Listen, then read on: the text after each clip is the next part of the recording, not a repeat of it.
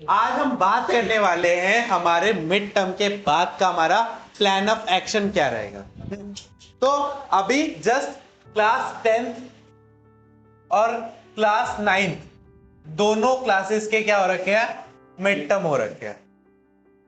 Mid term exam होंगे, अच्छे हुए होंगे खराब हुए होंगे वो आपके ऊपर है। अगर अच्छे से पढ़ के गए हो तब भी अच्छा हुआ होगा, नहीं पढ़ के गए तो आपको पता है। अब बात करते हैं कि मिड टर्म के बाद जो हमारा फाइनल टर्म है, मिड टर्म के बाद जो हमारा फाइनल टर्म एग्जाम है उसके लिए हमें किस तरीके से प्रिपरेशन करनी है। जैसा कि आपको पता है मिड टर्म में हमारा हाफ सिलेबस आता है। क्या आता है? Half syllabus. ठीक है। और फाइनल टर्म में हमारा इस बार फुल सिलेबस आएगा। ठीक है, फुल सिलेबस आएगा। तो अब मिड टर्म से हमें ज्यादा चैप्टर्स पढ़ने पड़ेंगे और साथ में जो हमने मिड टर्म से पहले पढ़ा है उसको भी रिवाइज करना पड़ेगा। तो हमारे पास जो ये कुछ महीने बचेंगे, हमारे पास टोटल अगर मैं काउंट करूं तो हमारे पास 5 मंथ बचेंगे। ठीक है, अगर मैं मान के चलता हूं कि फैब में पेपर स्टार्ट होंगे एट द एंड अगर मैं मानकर चलूं कि एंड में स्टार्ट होंगे तो ठीक है, तो 5 मंथ बचे हैं और 5 मंथ में हमारे पास बेसिकली 3-4 काम है जो हमें इन 5 मंथ में करना है। ठीक है, सबसे पहला काम जो हमारा होने वाला है वो है हमारा जो पेंडिंग सिलेबस है। पेंडिंग सिलेबस बोलूं या जो हमारा जो बच गया है, जो हमारा बच गया सिलेबस है, जो ऐसे 1 में नहीं हुआ, ऐसे 2 के लिए हमने जो चैप्टर्स छोड़ दिए हैं, ठीक है, वो जो चैप्टर्स हैं उनको कंप्लीट करना। तो मतलब अपना जो पेंडिंग वर्क है उसको क्या करना? कंप्लीट करना। पहला काम तो ये है। ठीक है, दूसरा काम इसी के साथ क्या है कि हमारे पास जो हमारा ऐसे 1 हुआ था, मतलब जो टर्म 1 हुआ था उसमें जितने चैप्टर आए थे उनको रिवाइज करना है ना, उसको करना, रिवाइज करना। क्योंकि जब तक हम रिवाइज नहीं करेंगे तब तक वो हमें याद रहेंगे नहीं। अब ऐसा तुम कर नहीं सकते कि सिर्फ इस पे फोकस करो, इस पे भूल जाओ, तो आगे चल के तुम्हें ही प्रॉब्लम होगी क्योंकि तुम पीछे का भूलते जाओगे। तो रिवीजन इज मस्ट। ठीक है, तो इन 5 महीनों में अगर मैं लेता हूं कि अक्टूबर से हम स्टार्ट करते हैं, कि अभी बच्चों के पेपर चल ही रहे हैं। ठीक है, तो अक्टूबर, नवंबर, दिसंबर, ठीक है, और जनवरी। फैब में तो कुछ करने का मौका ही नहीं मिलेगा। तो मैं मान के चलता हूं कि हम अक्टूबर टू दिसंबर 3 महीने के अंदर अपना जो पेंडिंग सिलेबस है, अपना जो पेंडिंग सिलेबस है उसको क्या कर ले? कंप्लीट कर ले। ठीक है, कंप्लीट करने के साथ साथ उसको ऐसे कंप्लीट करें, मतलब उसको साथ के साथ रिवाइज भी करते चलो। ठीक है, कंप्लीशन प्लस रिवीजन। ठीक है, उसके लिए तो हमारे वीकली टेस्ट है ही, है ना, हम वीकली टेस्ट में उसको अच्छे से प्रिपेयर कर लेंगे। बट अब तुम किसी भी चैप्टर को ये सोच के नहीं छोड़ सकते कि मैं इसको बाद में कर लूंगा। अब तुम्हें जो चैप्टर यहां पे पढ़ाया जाएगा उसको एट अ टाइम, उसी दिन उस टॉपिक को वहीं पे खत्म करना है। ठीक है, अब तुम उसको बचा के रखोगे ना, तो सोचो पहले से तुम्हारे पास जो प्रीवियस ईयर का सिलेबस है वो तो पेंडिंग, प्रीवियस जो 6 महीने का सिलेबस है वो तो पेंडिंग चल रहा है, अब तो उसमें और डाल रहे हो कि हम आगे पढ़ेंगे, तो ऐसा नहीं कर सकते। तो सबसे पहली जो ये रहेगी कि आपका जो पेंडिंग सिलेबस है और उसको साथ कर क्या करते जाओ? रिवाइज करते जाओ। और उसको ऐसा रिवाइज करते चलो कि दिसंबर के बाद उसको आप डायरेक्टली जैन में देखोगे। किसमें देखोगे? जैन। जैन में और फिर फैब में। जैन और फैब ये जो 2 मंथ है ना, ये प्रॉपरली डेडिकेटेड है हमारे किसके लिए? सिर्फ और सिर्फ revision plus test plus doubt. इन 2 महीने में इनके अलावा हम और कुछ नहीं करेंगे। हम सिर्फ क्या करेंगे? रिवाइज करेंगे, टेस्ट देंगे और डाउट सॉल्व करेंगे। ठीक है, और इन 3 महीने में, इन 3 महीने के अराउंड क्या करेंगे? बीच बीच में जो हमारा पुराना सिलेबस था उसका भी 1-2 टेस्ट लेते रहेंगे। ठीक है, ठीक है, उसका भी क्या करेंगे? उसका भी टेस्ट लेते रहेंगे। तो इस तरीके से हम क्या करेंगे, जो हमारे 5 महीने आने वाले हैं उसको हम प्लान करके चलेंगे। अब इन 5 महीने में आपको किस तरीके से प्लानिंग करनी है, किस तरीके से पढ़ना है, उसके बारे में आप बता रहा हूं। ठीक है, तो यहां तक समझ में आ गया कि कैसे 5 महीने हैं, क्या करना है। पहले तो यही पता होना चाहिए क्या क्या करना है। बच्चे सोचते हैं कि सिलेबस कंप्लीट हो जाए बस उतना ही हो जाएगा, बट सिलेबस के साथ रिवीजन भी मस्ट है। तो अब मान लो 5 महीने हैं तो अक्टूबर नवंबर और दिसंबर में हम सिलेबस कर रहे हैं, ठीक है, जैसा हमारा पेंडिंग था। हाँ, पेंडिंग में भी अब ज्यादा चैप्टर बचे नहीं होंगे, मैथ के 3-4 चैप्टर और साइंस के 3-4 चैप्टर ही बचे होंगे। हाँ, 4-4 चैप्टर हार्ड लेट से बस 5-5 मान के चलता हूं दोनों में, तो 10 चैप्टर बचे हैं। तो आपको क्या करना है, ये अक्टूबर से जो ये दिसंबर वाला महीना है, ये 3 महीने बहुत क्रूशियल है आपकी प्रिपरेशन के लिए, 3 मंथ्स। तो आपको कितने घंटे पढ़ना है, ठीक है, ये सबसे बड़ा क्वेश्चन। भैया मैं कितने घंटे पढूं, ठीक है, कब पढूं, ठीक है, भैया मेरा पढ़ने में मन नहीं लग रहा, कैसे पढ़ने बैठूं, ठीक है, इन सब क्वेश्चन का आंसर मैं बताता हूं। देखो क्या है, सबसे पहला क्वेश्चन कि कितने घंटे पढूं, ठीक है, हाउ मच, ठीक है, हाउ मच, कितनी देर पढूं। तो अभी जिस हिसाब से आपको पढ़ना है, तो कम से कम बता रहा हूं, कम से कम आपको 4 आवर प्लस स्टडी तो चाहिए ही चाहिए, 4 घंटे स्टडी तो चाहिए, ठीक है, 4 घंटे। अब इन 4 घंटों को कैसे बांटो वो आप पे, आप ऐसे ही बांट सकते हो, मॉर्निंग में 1 आवर कर लिया, ठीक है, फिर आफ्टरनून में 1 आवर कर लिया, और फिर ट्यूशन से जाने के बाद 2 आवर कर लिया, तो 4 आवर हो गया। अब इन 4 आवर्स में आपको किस तरीके से आप उनको बांटोगे, कि आप कौन सा सब्जेक्ट करोगे, वो मैं आप पे छोड़ता हूँ कि आप कौन सा सब्जेक्ट पहले फॉलो करोगे, क्योंकि मैं तो मैथ साइंस पढ़ाता हूँ, तो मैं मैथ साइंस के लिए बोलूंगा, ठीक है, मैं मैथ साइंस पढ़ाता हूँ तो मैं मैथ साइंस के बारे में ही बोलूंगा, ठीक है।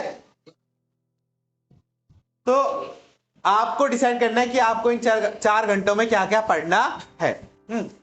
4 घंटे तो एटलीस्ट पढ़ने पड़ेंगे, अगर 10th में 9th में अच्छे मार्क्स लाने हैं, ठीक है, तो 4 घंटे पढ़ने पड़ेंगे। दूसरा कि भैया कब से कब तक पढ़ूं, ठीक है, भैया मेरा स्कूल होता है, भैया मेरा ट्यूशन होता है, भैया मेरे को खेलना भी होता है, भैया मेरे को घूमने भी जाना होता है ना, भैया मेरे को घर वालों के काम भी करने पड़ते हैं, भैया मेरा दोस्त बुला रहा है, भैया पबजी भी खेलना है ना, ये सारे काम होते हैं ना। तो एक एडवाइस है बस, वो फॉलो करोगे नहीं मुझे पता है, ठीक है, ये इन 5 महीनों के लिए क्या बन जाओ, एंटी सोशल बन जाओ। हाँ, जो बहुत जरूरी काम है वो तो करना ही पड़ेगा भाई। हाँ, अब घर वाले कुछ लाने के लिए बोलेंगे, उनको जब तक मना कर सकते हो तब तक तो करो, जब वो बोल दे घर से निकाल दूंगा तब तो करना ही पड़ेगा, है ना। तो वो वाली बात मानो, ठीक है, जो मेरे मतलब कहने का मतलब है कि इन 5 महीनों में एक भी ऐसा फालतू काम मत करो जिसमें आपका टाइम जा रहा हो। आप उस टाइम को यूज कर सकते हो, सो लो, कोई प्रॉब्लम नहीं है, बॉडी को रेस्ट मिलेगा, तो जब पढ़ने बैठोगे फ्रेश माइंड के साथ बैठोगे, ठीक है, सो लो, आराम कर लो, ट्यूशन चले जाओ, स्कूल चले जाओ, कोई प्रॉब्लम नहीं है, क्योंकि हर जगह से तुम्हें पढ़ाई भी मिलेगी। बट इसको किसी फालतू काम में मत लगाओ, क्योंकि बस 5 महीने बचे हैं, बस 5 महीने बचे हैं, ठीक है। सोचने में फर्क लाओ, अगर सोचोगे 5 महीने यार, फिर तो हो गया तुम्हारा सिलेबस, बट ये सोचोगे ना सिर्फ 5 महीने हैं और 5 महीने बाद मुझे बोर्ड्स लिखना है, तो तुम्हें इफेक्ट पड़ेगा। अगर सोचोगे 5 महीने में हो जाएगा, फिर वो होता होता ही चला जाता है, और फिर बोर्ड के नंबर भी नीचे आ जाएंगे, ठीक है। तो इन 5 महीने में आपको ऐसा कहीं पे भी ध्यान नहीं लगाना आपका बस टाइम वेस्ट हो। हाँ, जो काम जरूरी है वो तो बिल्कुल करोगे। तीसरा कि भैया पढ़ा नहीं जा रहा, ठीक है, भैया 1 घंटा तो बिल्कुल नहीं बैठा जाता, ठीक है, 1 घंटा बिल्कुल नहीं बैठा, अरे 15 मिनट बैठ लोगे, बस 15 मिनट काफी है। हाँ, बट ये जब 15 मिनट बैठ रहे हो ना, तो ये 15 मिनट मेक श्योर करो तुम्हारा उस पढ़ने के ऊपर, जो टॉपिक पढ़ रहे हो उस टाइम तुम्हारा किसी और चीज पे ध्यान ना हो, ठीक है। उस 15 मिनट के अंदर तुम्हारे दिमाग में कोई भी ख्याल नहीं आना चाहिए रादर देन उस क्वेश्चन को जो तुम सॉल्व कर रहे हो। ये तो कर सकते हो 15 मिनट से पढ़ाई पे फोकस करना है, 15 मिनट पढ़ लिया, ले लो 5 मिनट का ब्रेक, दोस्त का मैसेज है व्हाट्सएप पर रिप्लाई कर दो, बस आगे ना, 5 मिनट खत्म, घर पे थोड़ा घूम लो, ठीक है, फोन तो कम ही मत चलाओ, क्योंकि फिर 5 मिनट का 50 मिनट का हो जाता है पता नहीं चलता, ठीक है। तो 15 मिनट पढ़ लिया, फिर 15 मिनट पढ़ो, फिर 15 मिनट पढ़ो, फिर 15 मिनट पढ़ो, हो गए 1 घंटे, हो गए। गैप ले लो 5 मिनट का, 10-10 मिनट का ले लो, अगर पहले स्टार्टिंग में ले लो 10 मिनट का ले लो, ठीक है। फिर क्या करो, थोड़ा टाइम हो जाएगा, फिर इस ड्यूरेशन को बढ़ाओ, 15 मिनट पढ़ रहे थे, अब 30 मिनट पढ़ो, ठीक है। फिर ब्रेक लो, फिर 30 मिनट हो गया, फिर नेक्स्ट में 1 घंटा पढ़ो, फिर ब्रेक लो, फिर 2 घंटे पढ़ो, फिर ब्रेक लो। ऐसा करोगे ना तो ये होता है इंक्रीमेंटल। अगर तुम एक साथ सोचो ना कि आज तो मैं 6 घंटे बैठ ही जाऊंगा, कभी नहीं बैठ पाओगे।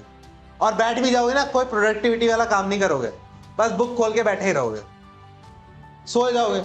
तो इससे अच्छा 15 मिनट का पढ़ो, ब्रेक लो, जैसे 1 घंटे का पूरा सेशन कंप्लीट हो जाए, आराम से 1 घंटे का रेस्ट ले लो, सो लो, फिर उठ के पढ़ने बैठ जाओ। ऐसे क्या रहता है, माइंड भी फ्रेश रहता है और माइंड में थोड़ा स्टोरेज भी खाली हो जाता है कि नई चीजें डाल दो, ठीक है। तो इस तरीके से पढ़ना है। अब रिवाइज कैसे करना है, इंपॉर्टेंट बात है।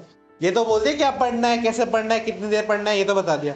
अब जो प्रीवियस ईयर का जो है उसको रिवाइज कैसे, मतलब प्रीवियस टर्म की जो चीजें हैं उसको रिवाइज कैसे करना, वो सबसे इंपॉर्टेंट बात, रिवाइज, क्योंकि रिवीजन के बिना।